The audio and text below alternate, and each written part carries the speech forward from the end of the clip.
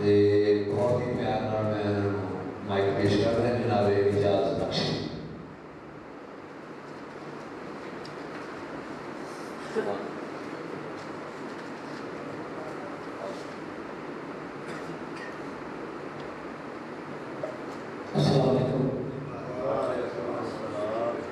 एक दो शेर जो मुश्किल भाई साहब ने दो करके 5-6 गजल अपनी दो शेर करके 5-6 गजल नबी नाम में समझो माइक की कुर्सी उड़ लड़के आने का दी माइक की कुर्सी ऐसे को नहीं लगता लड़के आने का दी खेल पंथे हड़ावदा जी सारा खेल पंथे हड़ावदा जीव सारा करदा सबर दी नित ताकीद हुंदा और जेड़ा पक्का यकीन रब उत्ते ओ कदे नहीं ना उम्मीद हुंदा। फिर मुर्शिद फरमाते ने विच अग दे साड़ के मान लैंदे अजो भांडा कोई पलीत हुंदा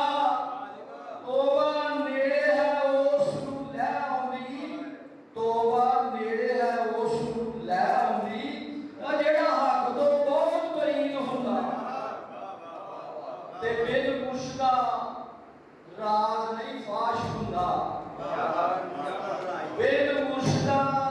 राज नहीं फाश हुंदा ताला खुलदा नाल कलीद हुंदा बड़े पैंदे ने मसले हल करने कोई एवें ते नहीं मुरीद हुंदा।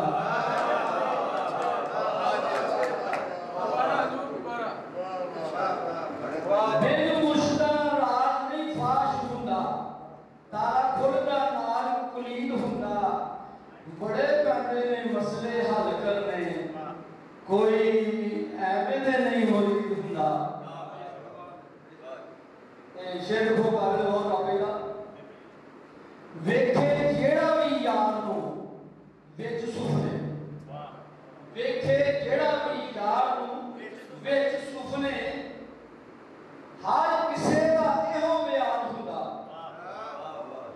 ओदी सूरत तफसीर है सूरतां दी ओदी सूरत तफसीर है सूरतां दी ओदा चेहरा है ऐन कुरान हुंदा।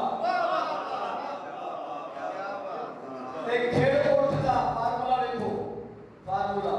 खेल उठदा खुशी च फुल वांगू ते गमी विच है क्यों हकान हुंदा नाल जांदा नाल ही मर जांदा दुख सौखे बंदे दा हां हुंदा ते जिथे हर कुचजे दी मंग एहो जिथे परवाने ने जिथे हर कुचजे दी मंग एहो कोई टुरे ते पुछ के टुरे ओनू ऐसी रहदल दे विच उभारिया हो जीन एडा भी नहीं आसान हुंदा। ये बाबा जी शेर साहब अपनी गजल फिर मैं कराऊंगा कोई गजल परेशान बहुत अच्छी खेड़ खेड़ हासियां दी छड्डिया भुला होए खेड़ खेड़ हासियां दी छड्डिया भुला होए रोवणी जी गल कर दिता ये रोआ होए खेड़ खेड़ हासियां दी छड्डिया भुला होए रोवणी जी गल कर दिता ये रोआ होए उड्डू उड्डू करदा सी फूक नाल फुल्लिया उड्डू उड्डू करदा सी फूक नाल फुल्लिया जोग के भगाना विचों कढ दित्ती भाव उड्डू उड्डू करदा सी फूक नाल फुल्लिया जोग के भगाना विचों कढ दित्ती भाव किवें तैनूं वरतदे ते बेचदे ने वेख लै किवें तैनूं वरतदे ने वेचदे ने वेख लै तैनूं भी ते दोस्ती दा हैसी बड़ा चाह होए कीतिया जो नाल मेरे करनी की वैरियां कीतिया जो नाल मेरे करनी की वैरियां केड़े मुंह नाल मैनूं कहना है भरा होए कीतिया जो नाल मेरे करनी प्यारिया केड़े मुंह नाल मैनू कहना है भरा होए लभ लेंदे खुद नूं ते सारा कुछ लभ पे लभ लेंदे खुद नूं ते सारा कुछ लभ पे भार ओदी सारा कुछ दिंदी है खड़ा होए उथों भी खैर होवे जिथे है तू चलिया उथों भी खैर होवे जिथे है तू चलिया सामने आए जिन्ना तैनू उन्हां लई दुआ होए तू केड़ा नक्शीए आखे मेरे लगना सच झूठ जिंदगी दा आपे ही तका होए मैं सानी लेकिन दोष बड़े मेरे गजल है इसकी दोष है सुनाया तो वो सब में सुना लगा सुनाओ करके जा तू अपनी मौजे